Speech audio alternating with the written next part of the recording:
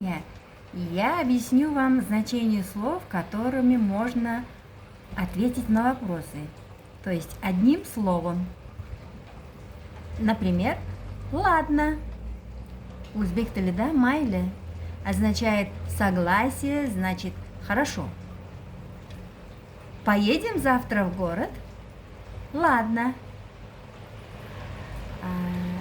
Да, qo'shimchasini ladnadan oldin qo'shib aytsangiz, o'zbek tilida yo'q, hayrat ma'nosini bildirishi mumkin. Например, Маша и Саша сыграли свадьбу. Да ладно! Маша va Sasha to'y qilishdi.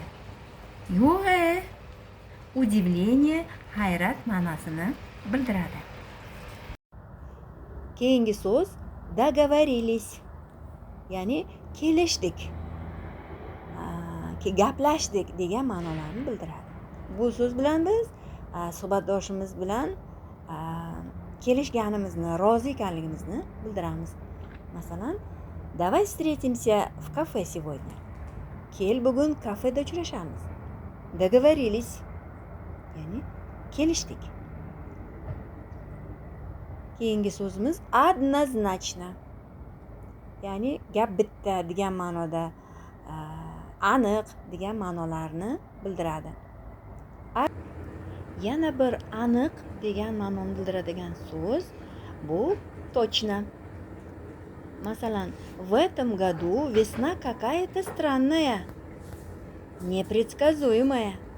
Bu yil bahor qanaqadir g'alati, oldindan bilib bo'lmaydigan. Точно, aniq. Yana bir misol keltiraman bunga. Этому человеку нельзя верить. Bu insonga ishonib bo'lmaydi. Точно, rozilik ma'nosini bildiryapti. Ya'ni aniq, bunga ishonib bo'lmaydi degan ma'noda. Keyingi so'z zrya. Bekor, befoyda, kerak emas edi degan ma'nolarni bildiradi. Masalan, я рассказала о наших отношениях брату. Men oramizdagi munosabatlar haqida akamga aytdim. Zrya. Не надо было. Bekor qilsan. Kerak emas edi. Следующее слово идет. Идет bor, сойдет bor. Идет bu kelishdik, bo'ladi degan ma'nolarni bildiradi. Masalan, давай я тебе верну долг в марте. Kel, senga men qarzimni mart oyida beraman. Идет. Ya'ni kelishdik. Ikkalasi gaplashishdi. Ikkinchi so'z bu сойдет. Сойдет bu bo'laveradi, bo'ladi, ma'qul degan ma'noda. Lekin bu ilojsizlikdan, boshqa variant yoki boshqa bir imkon yo'qligidan hozir bo'layotganini bildiradi. Цвет мне не так нравится, но сойдет. Rangi menga unchalik yoqmayapti-yu, lekin bo'laveradi. Почему ты не переоделась? Nima uchun boshqa kiyimingni kiymading?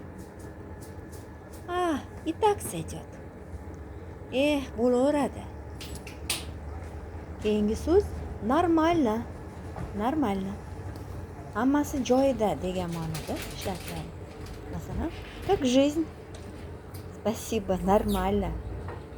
Hayot qanday? Rahmat, hammasi joyida. Diqqatlaringiz uchun rahmat. Keyingi darslarda ko'rishguncha like va podpiska bo'lishni unutmang.